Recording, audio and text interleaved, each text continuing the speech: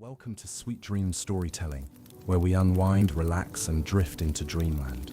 I'm your host, Mike, and I'm so glad you're joining me tonight. Let's get cozy and settle in. Story for this evening is Chapter 1, Jesse the Great. The early morning light had barely begun to seep through the canopy of the sleepy town of Willow's Bend, when Jesse Hart, adventurer by spirit and rascal by reputation, was already up and plotting his day. His target, the riverbank just where the water curled around an old willow tree, creating what he deemed the perfect hideout spot. Fort Freedom, he proclaimed proudly to his dog, Bandit, a scruffy terrier mix with one ear that flopped down and the other that stood at attention. Today, you become impenetrable. Bandit wagged his tail, more interested in the prospect of chasing squirrels than architectural integrity. Jesse's makeshift fort was an amalgamation of driftwood, cardboard, and an assortment of fabrics he'd scavenged from the attic. His Aunt Millie had made him promise not to use anything still useful, a term Jesse interpreted with creative flexibility. Armed with a hammer, some rusty nails, and a grand vision, Jesse set to work. The fort needed reinforcements, he decided. The last storm had proven that the west wall, a repurposed shower curtain and some bamboo sticks, was about as sturdy as his commitment to chores. First, the fortifications, then the flag, Jesse muttered, dragging a plank nearly twice his size across the muddy ground. He positioned it against the fort, standing back to admire his handiwork. It leaned precariously to one side. "Looks about right," he concluded with a nod. As he hammered away, the serene morning was punctuated by the rhythmic thuds of Jesse's attempts at carpentry. Each swing was followed by a grunt and the occasional yelp when the hammer missed its mark. "Pirate captains don't need all their fingers anyway," Jesse joked to Bandit, who cocked his head, puzzled. The project was going splendidly by Jesse's standards when the sound of footsteps interrupted his concentration. He peeked around the plank, just in time to see Cal Booker, his best friend and often reluctant co-conspirator, trudging down the path. "Morning, Cal. Come to admire Fort Freedom," Jesse called out, waving him over. Cal, more reserved and thoughtful than his friend, eyed the lopsided structure warily. "It looks like it's about to fall over." "It's a work in progress," Jesse said, dismissing the criticism with a wave. "Today's the day it becomes legend. We need a flag, though. Something grand. Something that says Jesse Hart was here." Cal set his backpack down, pulling out a battered notebook and a pencil. "We could design it," he suggested. "Maybe draw a skull, or a treasure map."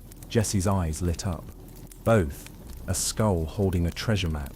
As they set to sketching their flag, a voice carried across the breeze, stern and unmistakable. "Jesse Hart, are you out there messing around by that river again?" Aunt Millie stood on the back porch, hands on hips, squinting in their direction. Jesse stood up slowly, shielding his eyes from the sun as he tried to look innocent. "Just building character, Aunt Millie," he called back, grinning. "And a fort," Cal added helpfully. Aunt Millie shook her head. "Lunch in an hour. Don't make me come get you." "Yes, ma'am," Jesse responded, his smile unfazed. As she retreated back into the house, Jesse turned to Cal, his grin widening. "Quick, let's get this flag up before she changes her mind about lunch." The boys worked with renewed energy, fueled by the thrill of impending discovery and the looming deadline of Aunt Millie's lunch call. By the time the midday sun cast its heat upon them, Fort Freedom proudly bore its new flag, a skull, clutching a map, stitched together from old jeans and one of Jesse's discarded red shirts. "Looks like it could stand against anything," Cal said, admiration in his tone. Jesse clapped him on the back. "Not just anything, Cal, everything. Come on, let's grab lunch and then the real adventure begins." As they left the fort standing proudly, if somewhat crookedly, by the river, the flag fluttered like a beacon of childhood summers, full of dreams and mischief, marking the start of another grand adventure in the small but never dull life of Jesse Hart. Chapter 2, Cal and the Cursed Compass. After a hasty lunch of sandwiches and lemonade, mostly gulped down as Aunt Millie lectured Jesse on the virtues of proper nutrition over fast food, the boys hurried back to their sanctuary by the river. Jesse had an air about him, a look that told Cal this wasn't just going to be an afternoon of fort guarding. "Found something cool this morning at Old Man Miller's garage sale," Jesse announced as they approached Fort Freedom. He reached into his pocket, and pulled out a small brass compass. Old and tarnished, but with a certain allure that only objects with history possess. Cal examined it, his brow furrowed. "Does it work?" Jesse shrugged. "Who cares if it works? It's the story it tells that matters." Imagine who might have used this. Pirates, explorers, maybe it was part of a grand treasure hunt. Cal wasn't convinced, or it just sat in someone's drawer for years. Undeterred, Jesse spun the compass in his hand. "Let's test it. Let's go on a treasure hunt right now. If it points nowhere, we make somewhere to point to." Patel laughed, despite his skepticism. "Oh, all right, Captain, lead the way." With Jesse navigating and Cal skeptically observing, they ventured deeper into the woods beyond their usual play areas. The compass needle spun wildly, as if confused by the modern world, or perhaps disturbed by a deeper, older magic. "This way," Jesse declared with a dramatic flourish, leading them through a thicket of brambles that scratched at their jeans and tugged at their shirts. After several minutes of bushwhacking, Jesse halted. "Here," he said, pointing to a nondescript patch of dirt at the base of an ancient oak tree. "This is where the compass stops spinning. This is our X marks the spot." Keller set down his backpack and watched as Jesse began to dig with an old gardening trowel he had brought along. The ground was tough, and the progress was slow. Sweat beaded on Jesse's forehead, his usual enthusiasm dampened slightly by the effort. "Maybe it's just a stupid old compass," Cal mumbled, more to himself than to Jesse. "Or maybe it's cursed," Jesse shot back with a grin, revitalized by the idea. "Cursed to lead us to something no one else is meant to find." They dug for what felt like hours, the sun creeping across the sky, shadows lengthening, and the air cooling as afternoon waned into evening. Just as Cal was about to suggest they give up, Jesse's trowel clinked against something hard. "Found something," Jesse exclaimed, digging around the object with renewed vigor. He pulled out a small rusty tin box, sealed tight with age and corrosion. The boys exchanged wide-eyed looks, the fatigue forgotten. Jesse pried at the box with the trowel, and with a creak and groan of old metal, it opened. Inside, they found a handful of old coins, nothing valuable, but ancient enough to fuel their imaginations, and a faded photograph of a man they didn't recognize standing proudly in front of an old biplane. "Treasure," Jesse whispered, awe coloring his tone. Cal picked up one of the coins, turning it over in his fingers. "Maybe it's not about the value," he said thoughtfully. "Maybe it's about the adventure, the stories these could tell." Jesse nodded, his eyes alight with plans. "We'll keep the compass and the box. This is just the beginning, Cal. Every treasure leads to another map, every map to another adventure." As they walked back to Fort Freedom, their treasure secured in Jesse's backpack, the world didn't seem quite the same. It was a place more mysterious, more filled with hidden wonders than they had thought when they woke that morning. And under the canopy of the fading daylight, they were adventurers, explorers of the unknown, seekers of the hidden magic that lay just beneath the surface of their everyday world. Chapter 3: Midnight in Riverton Cemetery. The old iron gate of Riverton Cemetery creaked ominously as Jesse pushed it open, its wail cutting through the still night like a scene from one of those old horror films they'd sneak peeks at from behind Cal's living room sofa. "Are you sure about this?" Cal's voice was barely above a whisper, a stark contrast to the bravado that Jesse exuded as he stepped onto the hallowed grounds with the confidence of a seasoned grave robber. "It's just a bunch of old rocks and even older bones," Jesse scoffed, flashlight sweeping across the weathered stones and faded epitaphs. "Besides, we're not here to disturb anything. We're here for the thrill, Cal, for the story of it." His eyes gleamed with the excitement of breaking a mundane rule. The midnight air was cool, sending a shiver down their spines not entirely caused by the temperature. The cemetery was a different world under the moonlight. Shadows twisted into odd shapes, and every sound seemed amplified, the rustling leaves murmuring secrets of the past. As they ventured deeper, the gravestones grew older, their inscriptions worn away by time and weather.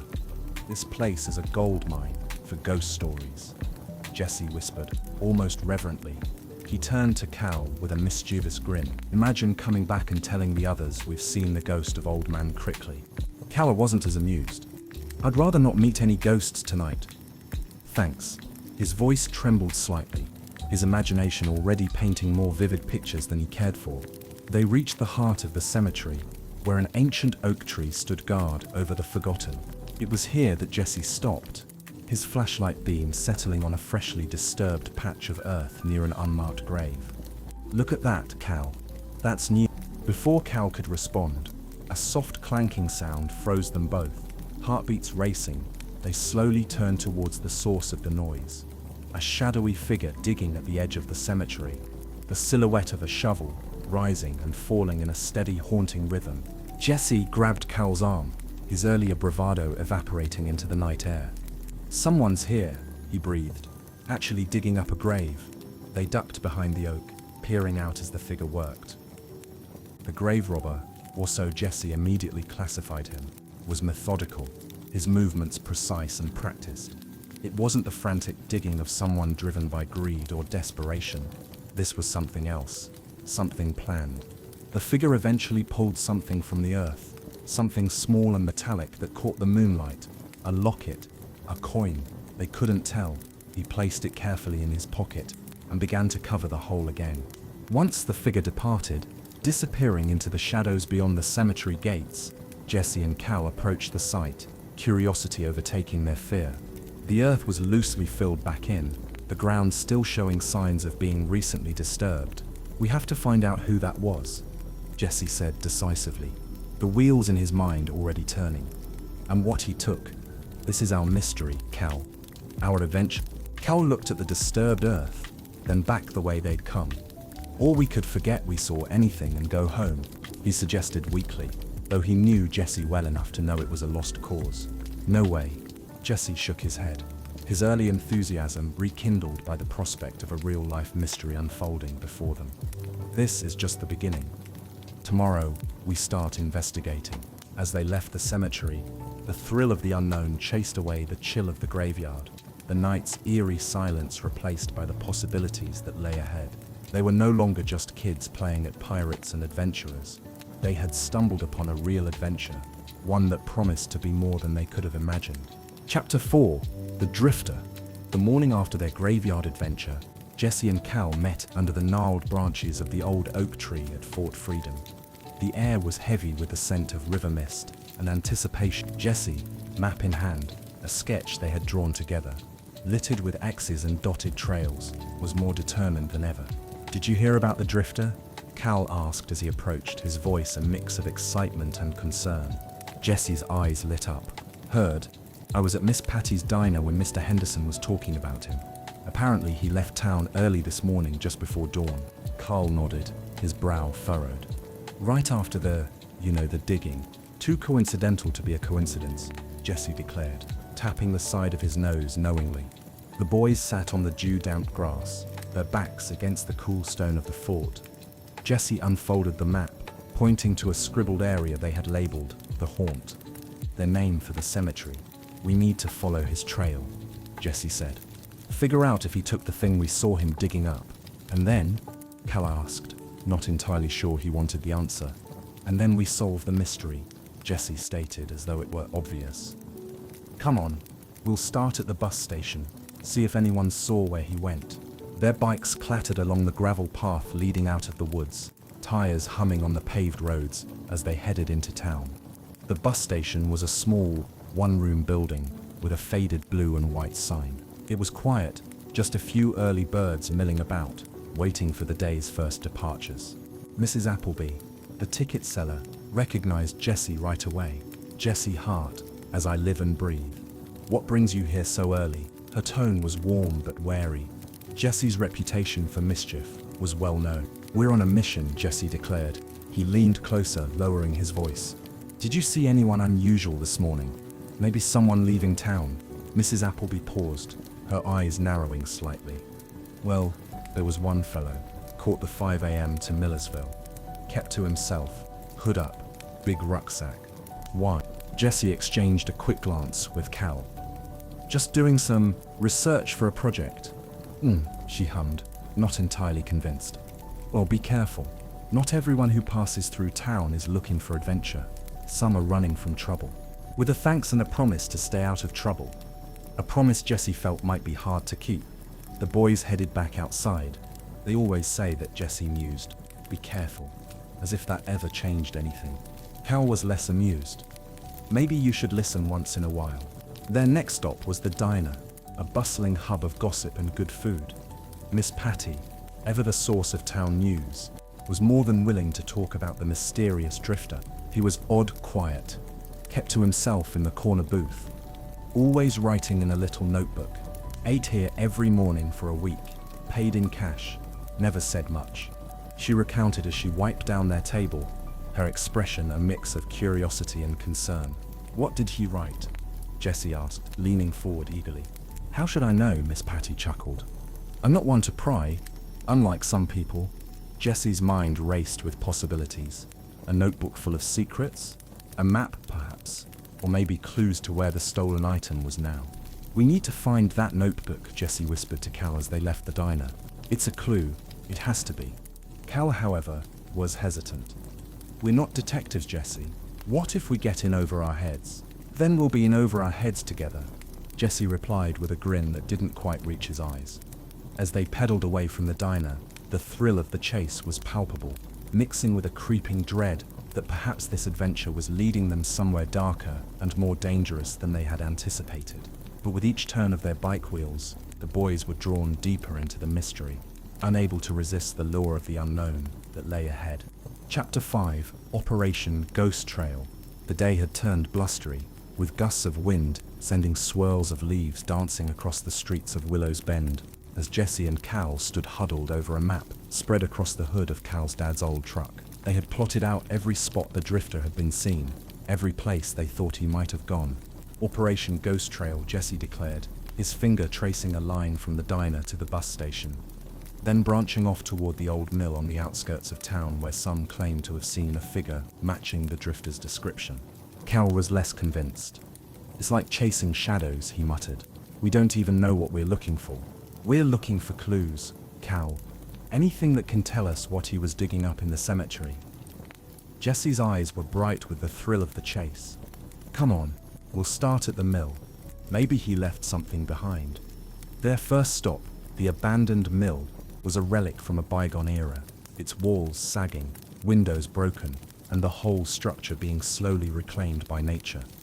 They approached cautiously, the old wood creaking under their feet as they stepped inside. It's like something out of a movie, Cal whispered, his flashlight beam cutting through the dust motes suspended in the air. Jesse nodded, his own light darting around the room, landing on a pile of old rags in the corner. He moved toward it, curiosity overtaking caution. Pulling back the cloth, he revealed a small pile of personal items, a rusty pocket knife, a worn book, and most intriguing of all, a notebook. This is it. Jesse's voice was barely a whisper, reverent and excited. He flipped open the notebook, his fingers trembling slightly. The pages were filled with cramped, meticulous handwriting, drawings of gravestones, and what appeared to be coded messages. Their notes, maps. Look, this page shows the cemetery. Jesse pointed to a sketch that unmistakably depicted Riverton Cemetery, certain graves marked with an X.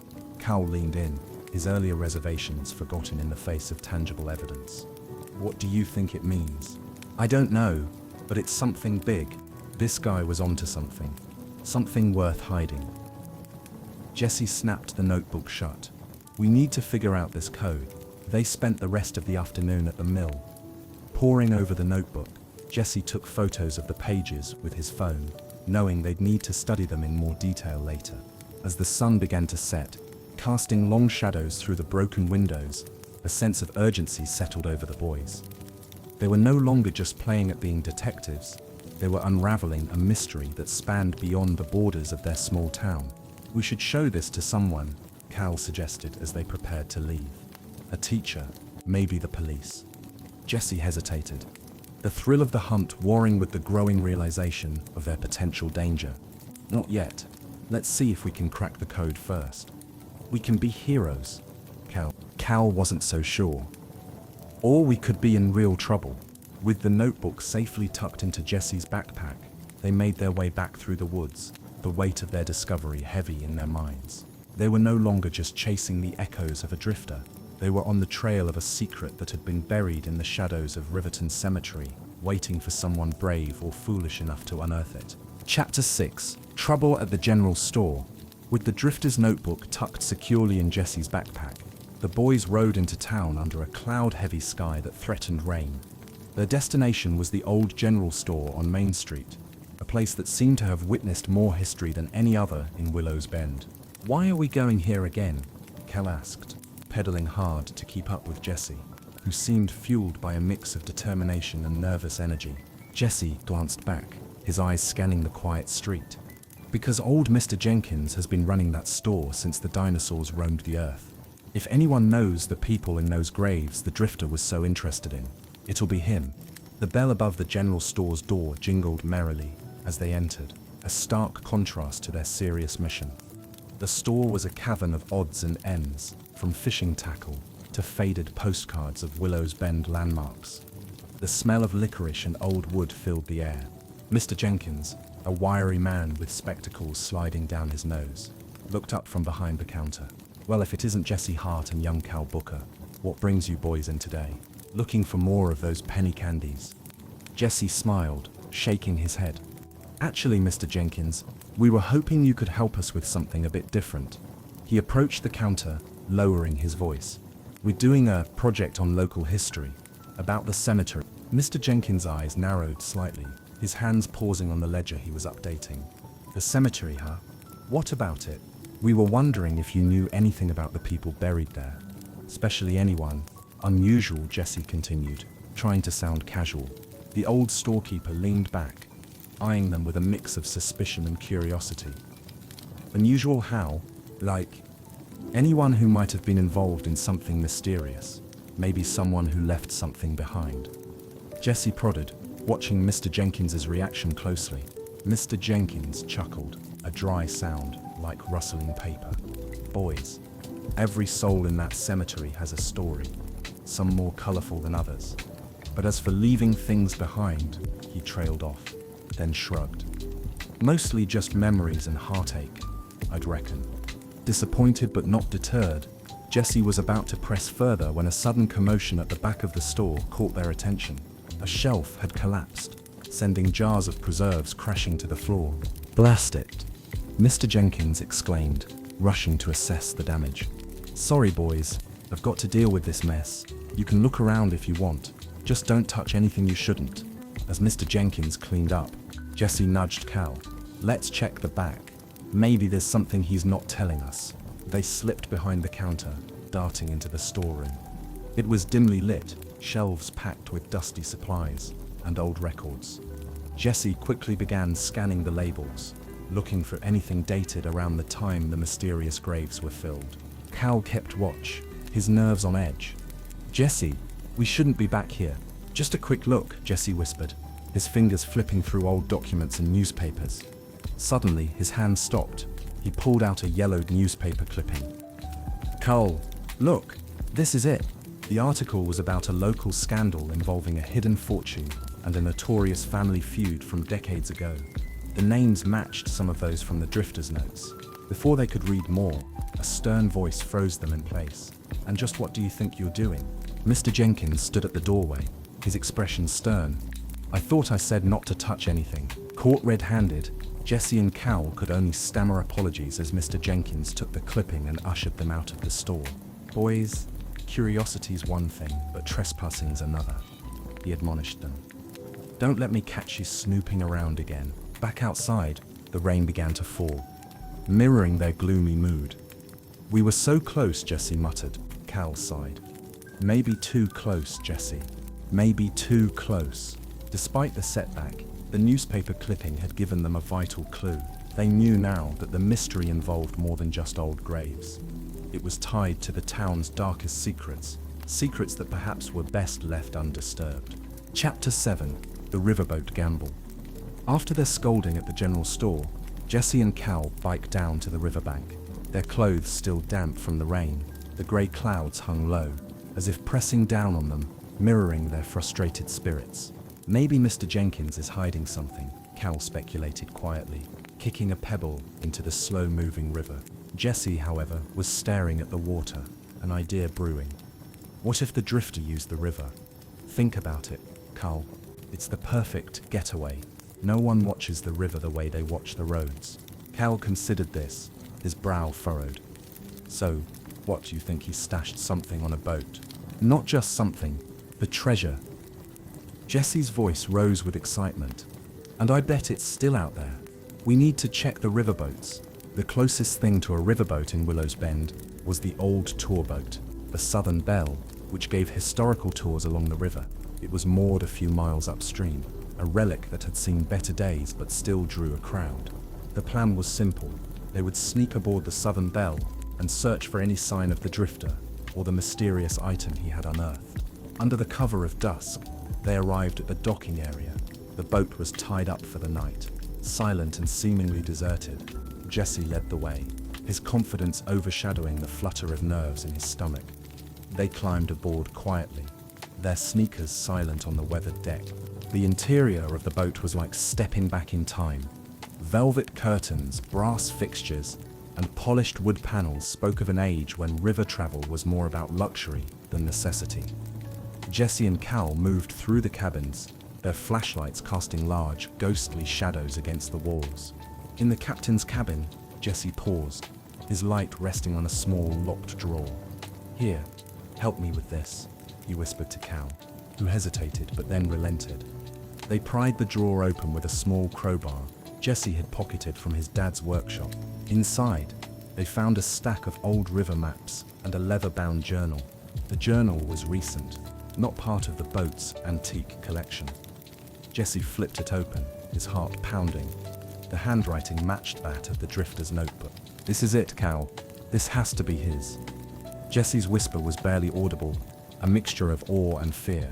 The journal contained entries that mentioned the cemetery, the names from the newspaper clipping, and cryptic references to a location downriver. It was all coming together. Suddenly, a sound from above deck startled them. Footsteps. Voices.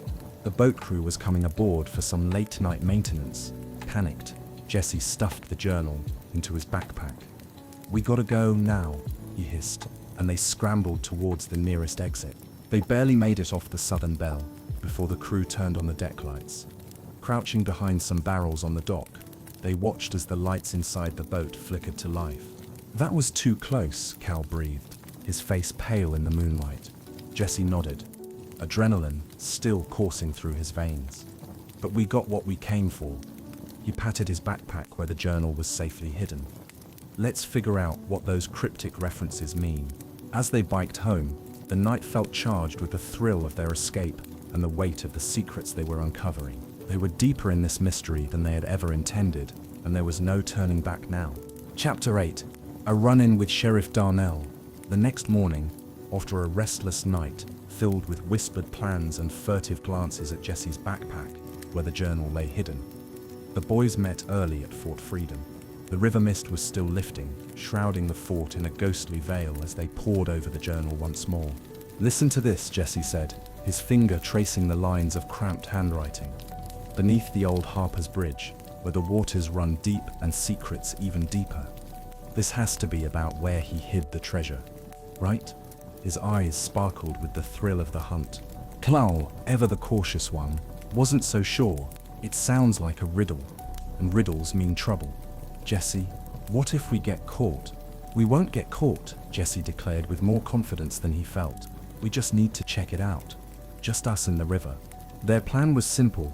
They would take a small rowboat from Cal's uncle's cabin and head to Harper's Bridge, a crumbling structure a few miles upstream, known for its seclusion and the depth of the water beneath it. As they prepared to leave, the gravel crunch of tires on the path leading to Fort Freedom made them freeze. Sheriff Darnell's patrol car, dusty and imposing, rolled into view. The sheriff, a stern man with a hawkish nose and a reputation for strict enforcement, stepped out. "Morning, boys," he called out, his voice carrying a casual authority. "Heard you've been quite the detectives lately. Mind if I ask what you're up to now?" Jesse, who had always managed to talk his way out of trouble, felt a bead of sweat trickle down his back. "Just planning a little fishing trip, Sheriff," he said, trying to keep his voice steady. Sheriff Darnell walked over, his boots crunching on the leaves. Fishing, huh? That's a change from treasure hunting. He eyed the backpack. You boys haven't been getting yourselves into trouble, have you? Cal shook his head, glancing nervously at Jesse. No, sir. Just enjoying the summer. The sheriff nodded, though his eyes were sharp. Good, because trouble has a way of finding those who go looking for it. And remember, this town has enough old stories buried. No need to dig up more. With a final scrutinizing glance, he tipped his hat. Stay out of trouble, he warned before turning back to his car. Once the sheriff had left, Cal exhaled a breath he hadn't realized he was holding. That was too close. Maybe we should just forget about all this. Jesse watched the sheriff's car disappear down the path. No way. We're close, Cal. We can't give up now. Let's get to that bridge. With hearts pounding not just from the close call, but from the fear of what lay ahead, they grabbed their gear and headed to the river. The rowboat was old and creaky, but it floated well enough as they paddled silently upstream. Harper's Bridge loomed ahead, its shadowy underside a perfect hiding place for secrets. As they approached, the water grew darker, the current swirling ominously around the bridge's old pillars. Jesse directed the boat into the shadows, and they scanned the water, looking for anything unusual. It's here, Jesse whispered, his voice echoing slightly under the bridge. It has to... Suddenly, Cal's oar struck something solid beneath the surface.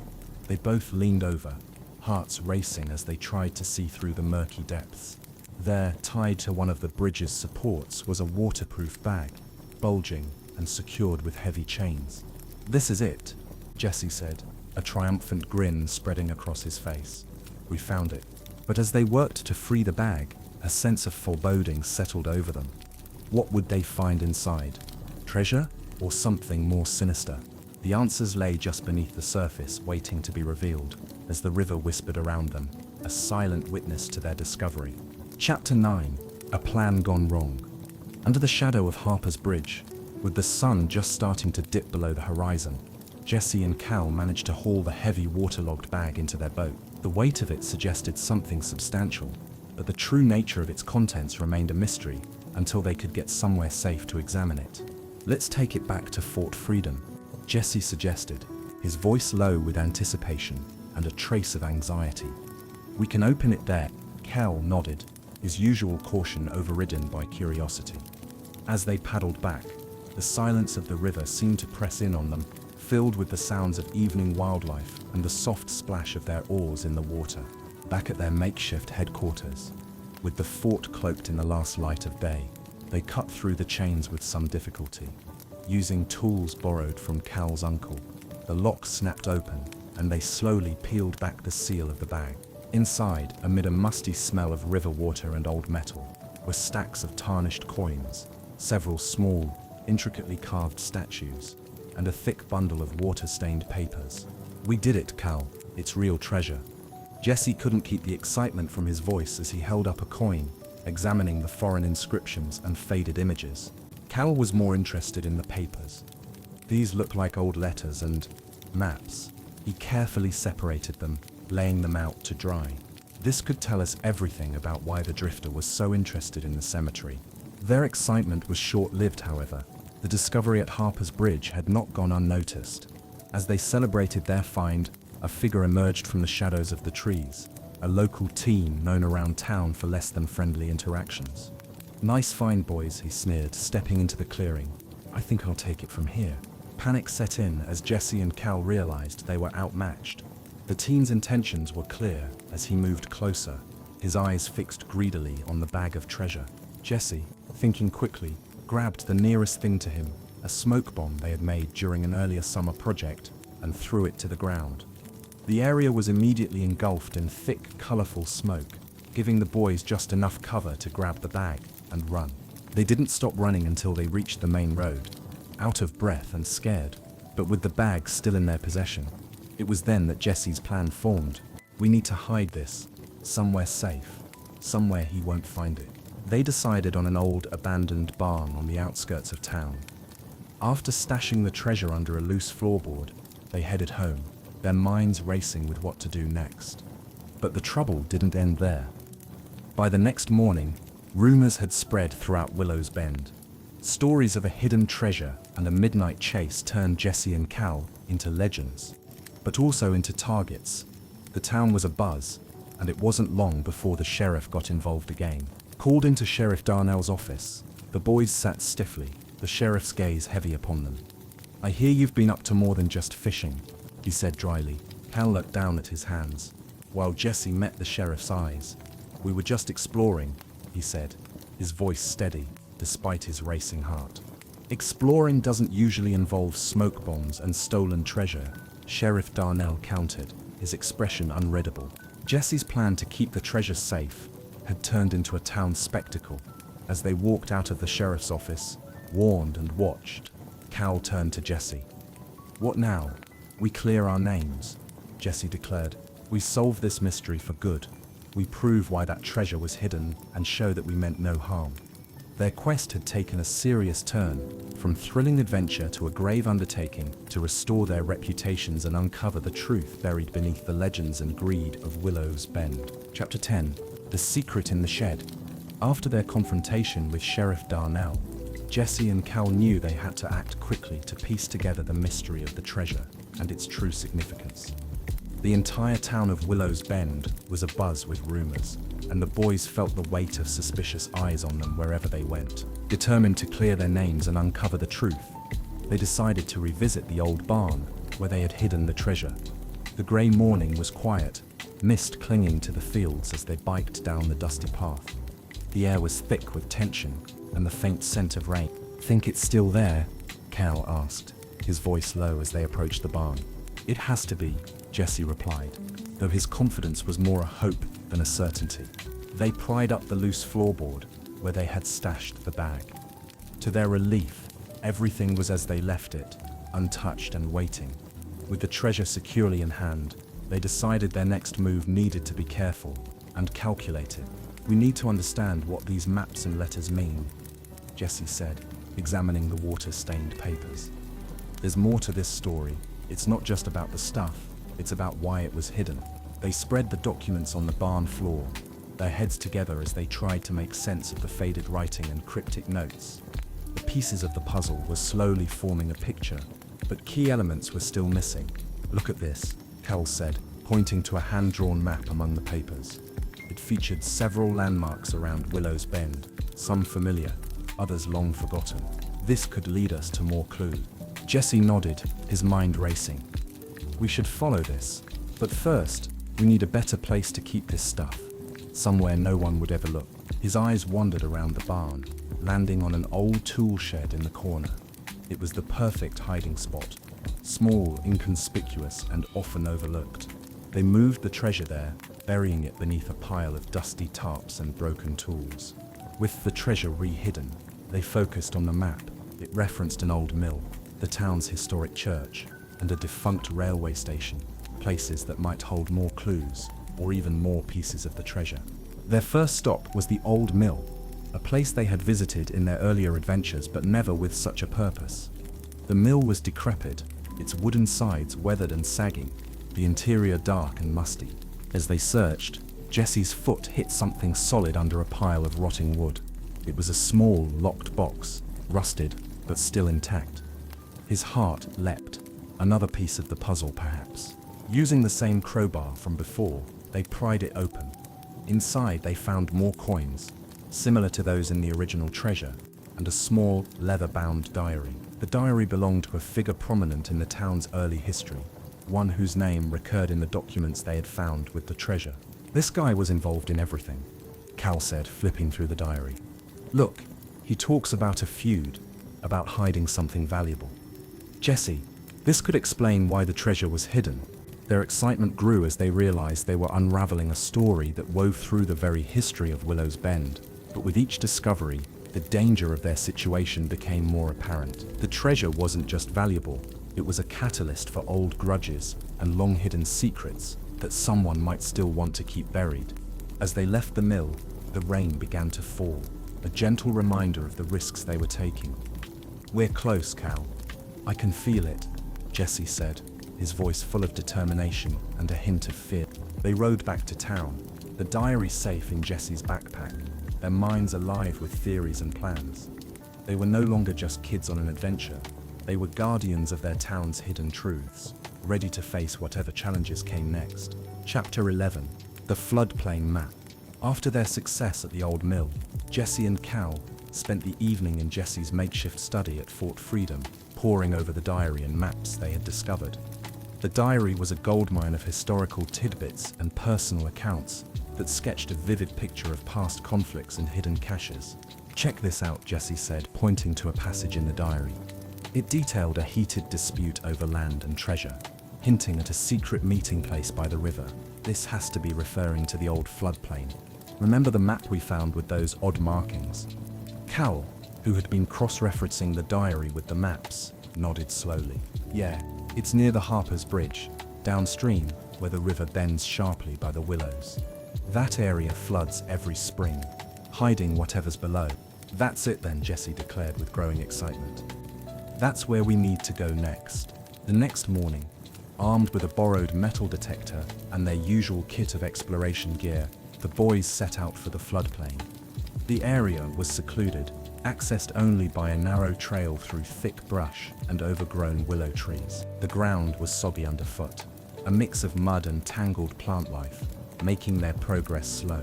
As they approached the coordinates marked on their map, Jesse's metal detector began to beep erratically. They started digging, the soft, wet soil easy to move. Several inches down, Cal's shovel clinked against something solid. Pulling away the mud, they uncovered a small, rusted iron box.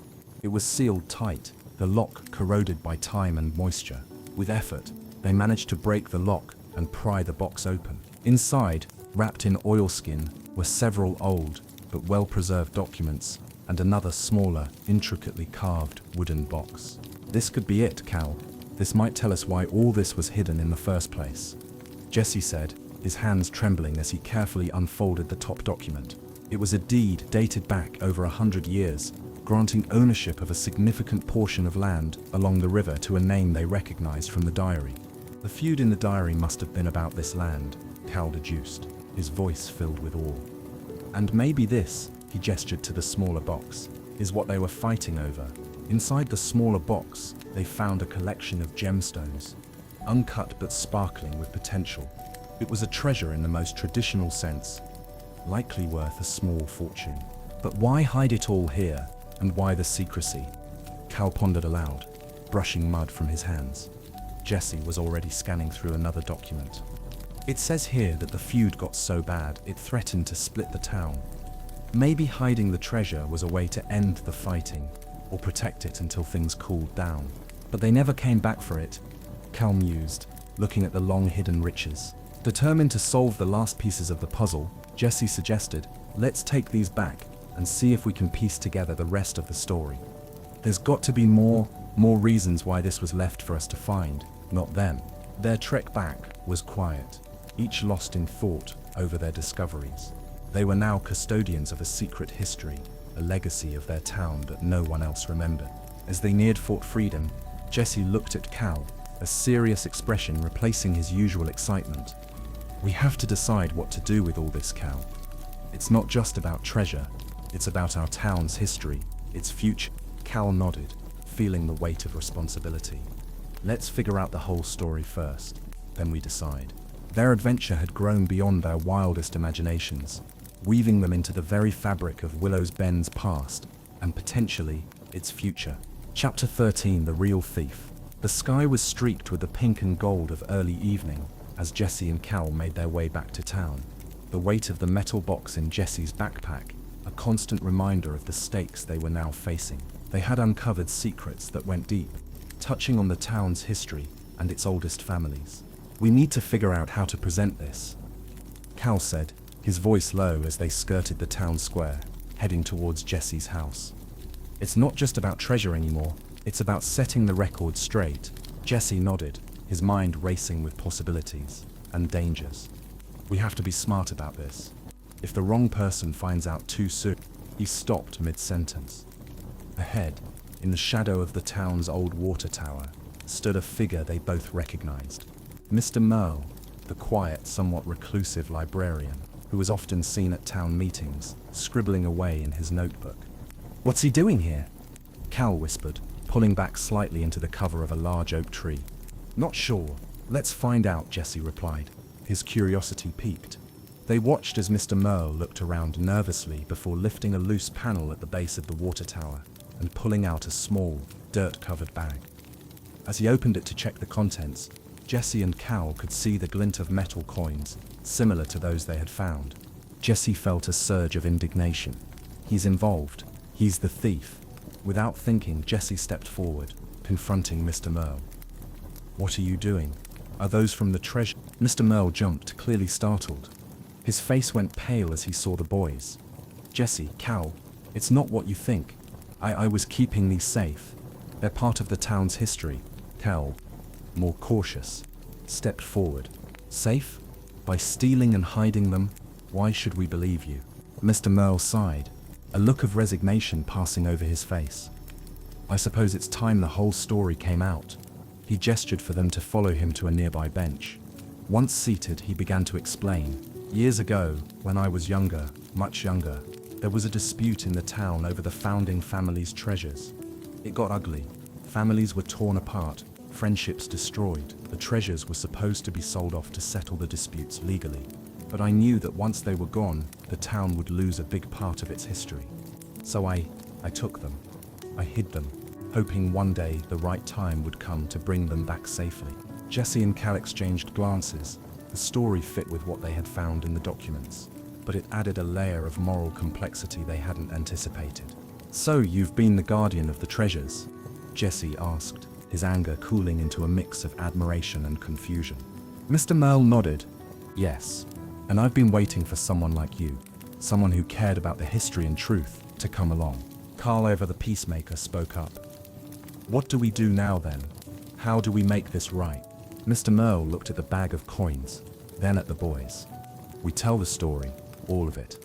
We use the treasures as a way to teach the town its own history, to heal old wounds.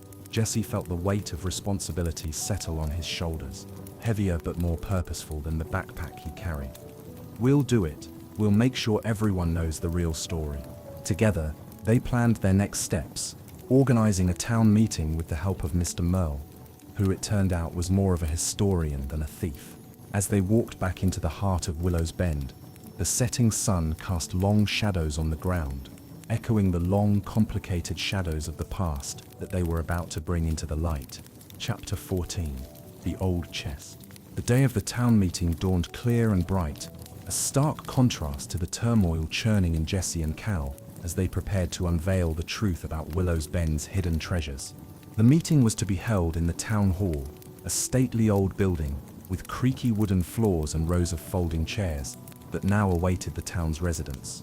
Before the meeting, Mr. Merle invited the boys to his home, a quaint, book-lined cottage on the edge of town. There's something I need to show you before we go any further, he said as he led them to a small, dusty room that looked as though it hadn't been entered in years. He pulled a heavy old chest from beneath a draped sheet. The wood was dark and worn, but it was clearly once a fine piece of craftsmanship. This chest contains not just more of the treasure, but also letters, photos, and documents from the era of the dispute. It's time they were added to the town's archive. But first, the people should see them. Jesse and Cal helped him open the chest. Inside, among layers of old linen, were leather-bound ledgers, black and white photographs, and more intricate jewelry pieces. Each item was a piece of the puzzle, telling the story of Willow's Bend's founding families, their conflicts and their contributions to the town. These will help make our case, Jesse said, carefully examining an old map that showed the town as it was a century ago. Kel picked up a stack of letters tied with a faded ribbon. These are correspondence between the families. It looks like they tried to reconcile at one point. Armed with these new items, they headed to the town hall. The hall quickly filled with residents, buzzing with curiosity and skepticism. When Sheriff Darnell entered, his stern nod to Jesse and Cal carried a weight of silent support that surprised them. Mr. Merle took the stage first, his voice steady as he began to weave the narrative they had pieced together. He introduced Jesse and Cal, who then took turns presenting their findings from the initial discovery under Harper's Bridge to the contents of the old chest. As they laid out documents, photographs, and artifacts on a large table at the front, The crowd murmured and leaned closer. Old-timers in the audience nodded at familiar faces in photographs, while younger residents were caught up in the intrigue and drama of the tale. Willow's Bend is more than just a place to live. It's a community built on the backs of all those who came before us, whose lives and secrets forge our history, Jesse said, his voice growing confident as he spoke. Cal finished. These treasures don't belong to any one person. They belong to all of us, to teach us about our past and guide us into our future. The meeting ended with applause, a few skeptical murmurs notwithstanding. The townspeople gathered around the table, pointing at the displays and discussing eagerly. It seemed the town was ready to embrace its history, warts and all. As the hall emptied, Sheriff Darnell approached Jesse and Cal. "Boys, I think you've done something important today. You've shown this town its own worth." Exhausted but relieved, Jesse and Cal helped Mr. Merle pack up the documents and artifacts. They would go to the local museum, where they would be displayed for everyone to see, a permanent reminder of the adventure that had brought the town together. "We did it, Cal. It's over," Jesse said, a satisfied grin spreading across his face. Callum nodded, replying, "It's not over. It's just the beginning. There's more to learn, more to explore." And as they left the town hall, the weight of their backpacks felt lighter, their steps unburdened by secrecy, but eager for whatever lay ahead. Chapter 15, Truth and Trouble. The days following the town meeting were a whirlwind for Jesse and Cal. The revelations about the town's history had stirred up more than just dust and old memories. They had awakened long-dormant disputes and questions about the distribution of the found treasures and the lands associated with the old families. As the newfound heroes of Willow's Bend, Jesse and Cal were thrust into the spotlight, a place neither was entirely comfortable with. Their schoolmates looked at them with a mix of awe and envy, and adults in the town regarded them with a curious blend of gratitude and suspicion. "I didn't think it would get this complicated," Jesse confessed to Cal as they sat in their fort, now more a clubhouse of historical importance than a simple hideout. "Truth has a way of doing that," Cal replied, his voice tinged with unease, especially when it's been buried for so long. Their concerns were justified when one evening Sheriff Darnell visited Jesse's home. He found the boys in the backyard, going over some old maps and documents they had kept for further study. "Boys, I need to talk to you about something important," the sheriff began, his expression grave. "Since the meeting, there's been some pushback from parts of the community. Some families feel they have claims on the treasures, claims that could lead to legal disputes." Jesse frowned, the weight of the sheriff's words sinking in. "But we found them, and we gave them to the museum, for everyone." "That was the right thing to do," Sheriff Darnell affirmed. "But not everyone sees it that way. And there's more. Some folks are digging around, looking for more treasures, possibly on lands that don't belong to them. It's causing trouble." Cal's worry lines deepened. "What can we do, Sheriff? For now, just lay low. I'll handle the legal side, but I want you boys out of the limelight for a bit. Let things settle down." The sheriff's advice was sound, but it wasn't in Jesse's nature to just sit back. That night, under the light of a full moon, he proposed an idea to Cal. "What if we could find out more about the other potential treasure sites? Not to dig them up, but to protect them. Make sure no one destroys anything important." Cal was hesitant. "We could be stirring up more trouble, Jesse." But Jesse's determination was infectious. Or we could be preventing it. "Come on, partner. One more adventure." With reluctant agreement from Cal, they set out the next day to map the areas mentioned in some of the newly uncovered documents, determined to locate and possibly safeguard any additional historical sites. Their explorations were not without incidents. They encountered angry landowners, curious hikers, and more than one suspicious character lurking near supposed treasure sites. But with each challenge, they grew more adept at navigating the complexities of their roles as custodians of their town's history. As they compiled a report of their findings, including recommendations for preserving the sites, they realized they were doing more than just hunting for treasure. They were actively participating in the conservation of their town's cultural heritage. When they presented their findings to the town council, with Sheriff Darnell's support, it led to the establishment of a historical preservation committee, a tangible outcome that helped ease some of the tensions in the community. "We did good, didn't we?" Jesse asked Cal as they left the council meeting, their steps lighter than they had been in days. "We did," Cal agreed, a smile breaking through his usual reserve. "We did good." And as they walked back to Fort Freedom, the setting sun casting long shadows behind them, they knew that while their summer of adventure had led them into unexpected trials, it had also shown them the true value of seeking and safeguarding the truth. Chapter 16: Heroes and Headlines. The aftermath of the town council meeting left Jesse and Cal not just as local heroes but as young protectors of their town's heritage. The local newspaper, the Willows Bend Gazette, ran a front-page story titled "Young Historians Unearth Town's Hidden Past," featuring a photo of Jesse and Cal standing beside some of the artifacts they had helped to preserve. At school, teachers and students alike treated them with a new respect, and they were invited to speak in history classes about their experiences and discoveries. While Jesse reveled in the attention, finding joy in sharing their adventure, Cal was more reserved, uncomfortable, under the scrutiny. "It's strange, isn't it?" Cal said to Jesse as they walked home from school one day, their backpacks slung carelessly over their shoulders. "Yesterday we were just kids messing around by the river, and now we're like celebrities." Jesse grinned, his eyes alight with the excitement of it all. "It's not every day you find hidden treasure and solve century-old mysteries. We earned this, Cal." But not all the attention was positive. The initial dispute stirred by the treasure's discovery had calmed somewhat, but there remained undercurrents of discontent among a few town residents who believed the treasures had personal significance or potential claims. This discontent came to a head one Saturday morning, when Jesse received an anonymous note slipped under his door. It read, "Stay away from what doesn't belong to you.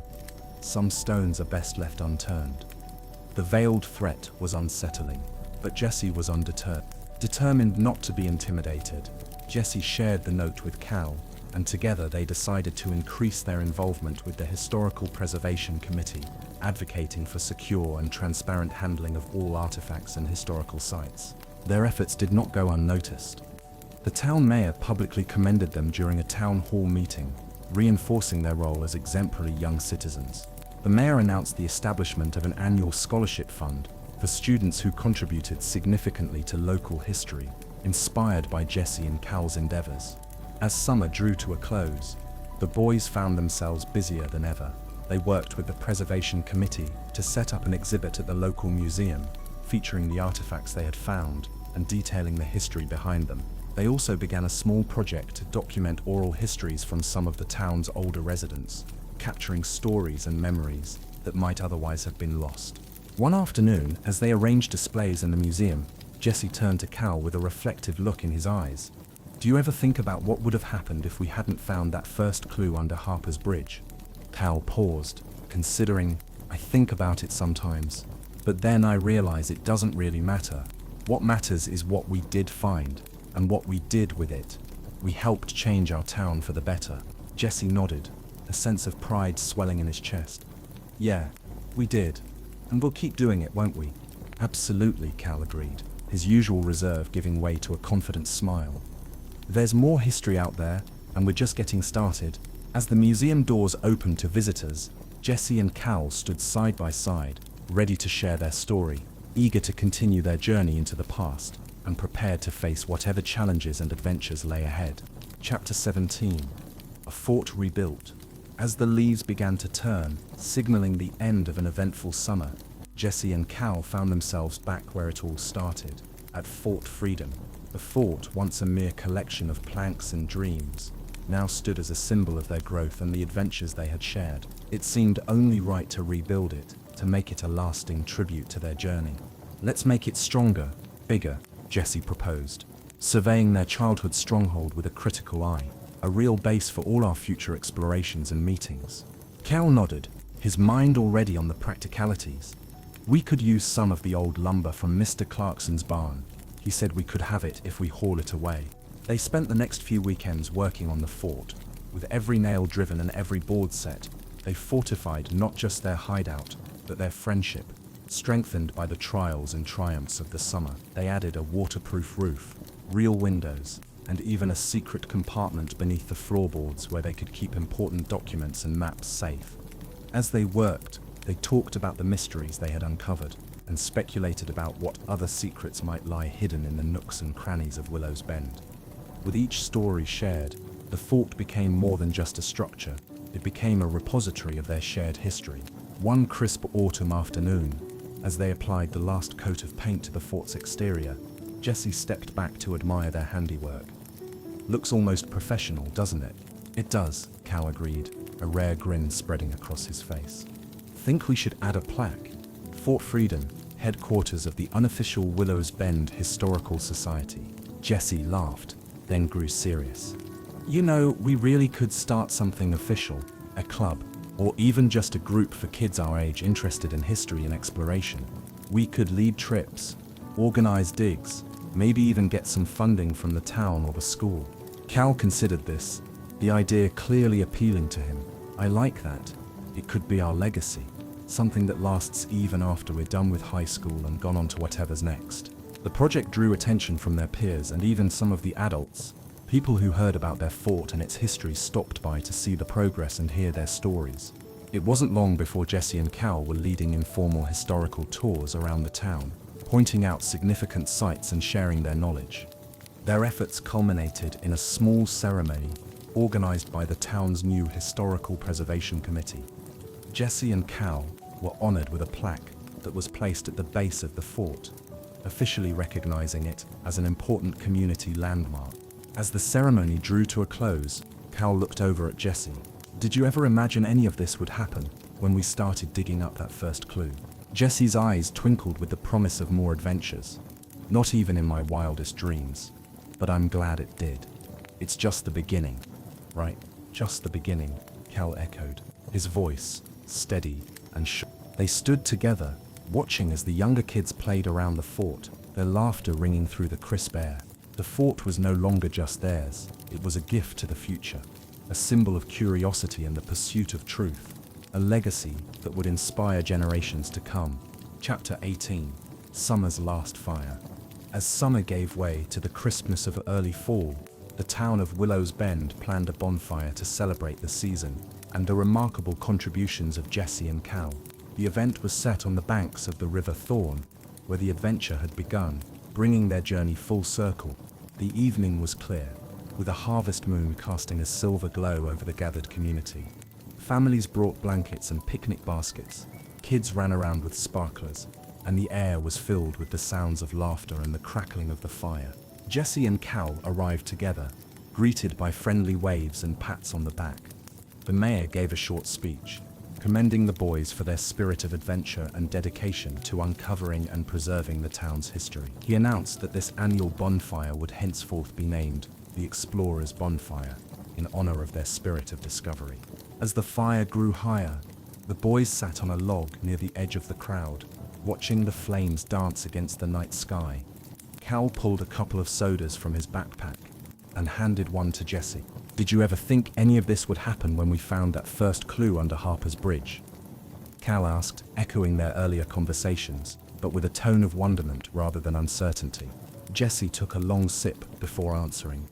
"Honestly, I hoped something would happen, but all this, it's beyond what I imagined. We've started something bigger than us, Cal nodded, his eyes reflective.